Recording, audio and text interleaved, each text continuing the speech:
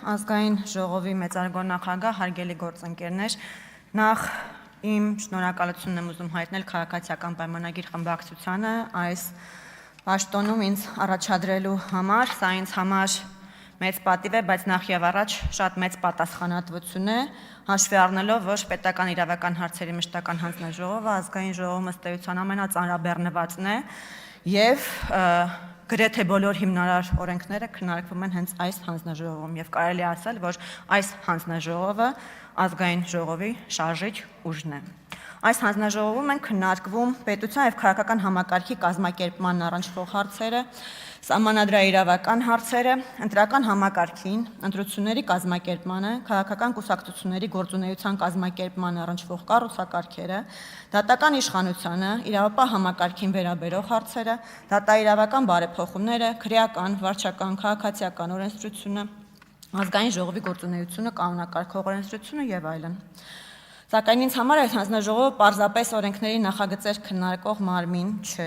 հանձնաժողովն այն հարթակն է, որտեղ ձևավորվում է պետության իրավական ճարտարապետությունը, ամրապնդվում են ժողովրդավարական ինստիտուտները եւ ստեղծվում են այն իրավական երաշխիքները, որոնց վրա կառուցվում է քաղաքացիների վստահությունը պետության նկատմամբ։ Ցանկանում եմ առանձնացնել երկու հիմնական ուղղություն, որոնց վրա հանձնաժողովի աշխատանքները մասնավորապես կենտրոնացել են վերջին տարիներին։ Առաջինը արդարադատության ոլորտի բարեփոխումներ։ Հայաստանում իրականացված եւ իրականացվող դատաիրավական բարեփոխումները ամրագրված նախ 2019-2023 եւ ապա 2022-2026 թվականների ռազմավարություններով ուղղված են եղել անկախ, արդյունավետ եւ հաշվետու դատական համակարգի ձևավորմանը։ Այս ուղղությամբ ահռելի աշխատանք է կատարվել այդ թվում հանձնաժողովի կողմից, սակայն պետք է արձանագրել, որ առկա են ինչպես օբյեկտիվ, այնպես էլ համակարգային խնդիրներ, դատական վարույթների տևողություն, դատարանների ծանրաբեռնվածություն, դատական ակտերի կանխատեսելիության հարցեր։ Եվ սրանք խնդիրներ են, որոնց լուծման ուղղությամբ նույնպես ընդունվել են օրենսդրական կարգավորումներ, եւ դրանք բնականաբար շարունակական բնույթ են կրելու։ Հանձնաժողովն այն հարթակն է, որտեղ այս խնդիրները ոչ միայն բարձրաձայնվում են հարգելի գործընկերներ, այլ նաեւ ստանում են օրենսդրական եւ ինստիտուցիոնալ լուծումներ։ Երկրորդ ուղղությունը, որ ցանկանում եմ առանձնացնել, կոռուպցիայի դեմ պայքարն է։ Կոռուպցիայի դեմ արդյունավետ պայքարի համար առանցքային դեր ունի քաղաքական կամքը, բայց այդ կամքը միայնակ հրաշքներ չի կարող գործել։ Այն անհրաժեշտ, բայց ոչ բավարար պայման է կոռուպցիայի դեմ արդյունավետ պայքար մղելու համար։ 2019-2022 եւ ապա 2022-2026 թվականների հակակոռուպցիոն ռազմավարությունները հստակ ուղենիշներ են սահմանել՝ կանխարգելում, բացահայտում եւ պատասխանատվություն, հակազդում կոռուպցիայի։ Ռազմավարության առանձին միջոցառումների իրականացման ուղղությամբ նույնպես տարվել է հետևողական աշխատանք մեր հանձնաժողովի ակտիվ ներգրավմամբ։ Ձևավորվել է նախ հակակոռուպցիոն մարմինների ստեղծման եւ գործունեության օրենսդրական հիմքերը, ապա այդ մարմիններն են ձևավորվել եւ սկսել գործել։ Այս համատեքստում հանձնաժողովի առաջնահերթություններից է հակակոռուպցիոն մարմինների գործունեության մշտադիտարկումը, օրենքների կիրառման արդյունավետության գնահատումը եւ անհրաժեշտության դեպքում արագ արձագանքող օրենսդրական փոփոխությունների նախաձեռնումը։ Այս շրջանակներում է նաեւ, որ գործընկերներիս հետ համատեղ մշակել են օրենսդրական փոփոխություններ, որոնցով հակակոռուպցիոն կոմիտեին, քննչական կոմիտեին, կոռուպցիայի կանխարգելման հանձնաժողովին, հաշվետու ենք դարձրել ազգային ժողովին եւ արդեն երկրորդ տարին է, ինչ այդ մարմիններից ստանում են եւ քննարկում նրանց գործունեության առնչվող տարեկան հաղորդումները։ Կոռուպցիայի դեմ պայքարի շրջանակներում մեր կողմից քննարկված եւ ընդունված կարևորագույն օրենքներից եմ համարում ապօրինի ծագում ունեցող գույքի բռնագանձման մասին օրենքը, որն արդեն գործում է եւ տալիս է իր արդյունքները, թեպետ դանդաղ։ Իհարկե այդ օրենքի պրակտիկ կիրառման ընթացքում վերհանված խնդիրները, ինչպես նաեւ օրենքի վերաբերյալ սահմանադրական դատարանի կայացած որոշման մեջ արձանագրված դիրքորոշումները հասցեագրվել են եւ առաջիկայում կներկայացվեն ազգային ժողովին եւ մենք հնարավորություն կունենանք նաեւ այդ շրջանակներում քննարկել այս օրենքի արդյունավետությունը եւ կատարել դրանում անհրաժեշտ համապատասխան փոփոխություններ։ Հարգելի գործընկերներ, առաջիկայում պետական իրավական հարցերի մշտական հանձնաժողովի առանցքային անելիքներից մեկը պետք է լինի նոր սահմանադրության վերաբերյալ քննարկումների կազմակերպումը։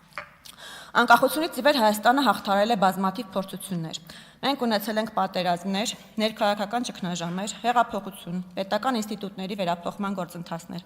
անվտանգության լրջագույն մարտահրավերներ։ Այս ամբողջ ճանապարհի ընթացքում ձևավորվել է մի իրողություն։ Հայաստանի Հանրապետություն քաղաքացին դարձել է մեր պետության իրական տերը։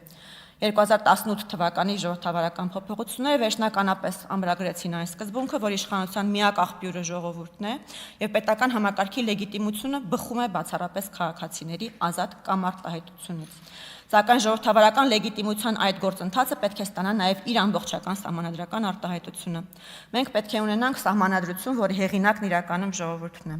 Սահմանադրություն, որի նկատմամբ հանրային վստահությունը այլևս կասկածի տակ չի դրվի։ Սահմանադրություն, որը կդառնա ոչ թե քաղաքական ուժերից որևէ մեկի, այլ Հայաստանի Հանրապետության քաղաքացիների ընդհանուր համաձայնության փաստաթուղթը։ Հենց այստեղ ես տեսնում եմ պետական իրավական հարցերի մշտական հանձնաժողովի գլխավոր առաքելությունը։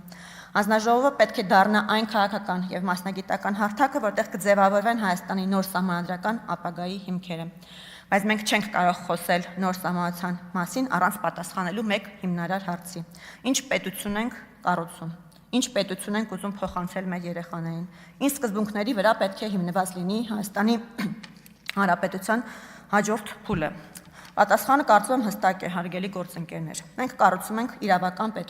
իրավական պետություն, որտեղ ոչ ոք օրենքից վեր չէ եւ չպետք է լինի։ Իրավական պետություն, որտեղ իշխանություն իրականացվում է ոչ թե անձերի, այլ ինստիտուտների միջոցով։ Իրավական պետություն, որտեղ պետական իշխանությունը հաշվետու է ժողովրդին, դատարանը ենթարկվում է միայն սահմանադրությանը եւ օրենքներին։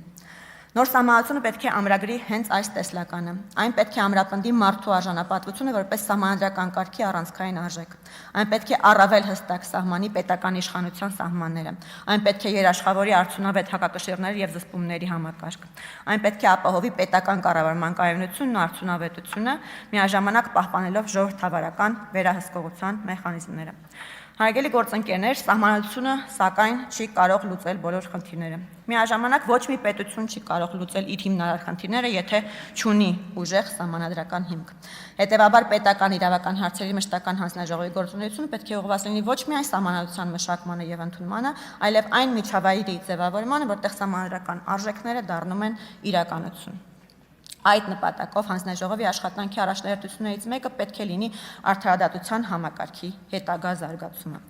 Քաղաքացին պետք է վստահ լինի, որ դատարան դիմելու դեպքում կստանա արդար եւ անաչառ քննություն։ Պետությունը չի կարող լինել ուժեղ, եթե դատարանի նկատմամբ վստահությունը ցածր է։ Պետությունը չի կարող լինել ժողովրդավարական, եթե արդարադատությունը հասանելի չէ։ Պետությունը չի կարող մրցունակ լինել, եթե օրենքի գերակայությունը լիարժեք չի գործում։ Հետևաբար հանձնաժողովը պետք է շարունակի աջակցել դատաիրավական բարեփոխումներին, դատական իշխանության անկախության ամրապնդմանը, արդարադատության մատչելիության բարձրացմանը եւ իրավական համակարգի արդիականացմանը։ Միևնույն ժամանակ պետք է շարունակենք օրենսդրության որակի բարձրացման աշխատանքները։ Հայաստանի Հանրապետության քաղաքացին պետք է հասկանա օրենքը, պետական մարմինը պետք է կարողանա կիրառել օրենքը, դատարանը պետք է կարողանա կանխատեսելի կերպով մեկնաբանել օրենքը։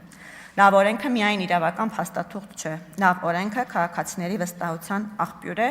եւ հակառակը վատ օրենքը անվստահության աղբյուր։ Հետևաբար պետական իրավական հարցերի հանձնաժողովը պետք է դառնա բարձրորակ օրենսդրության մշակման եւ փորձաքննության կենտրոն։ Միաժամանակ նաեւ պետական իրավական հարցերի մշտական հանձնաժողովը պետք է իր օրենսդրական վերահսկողական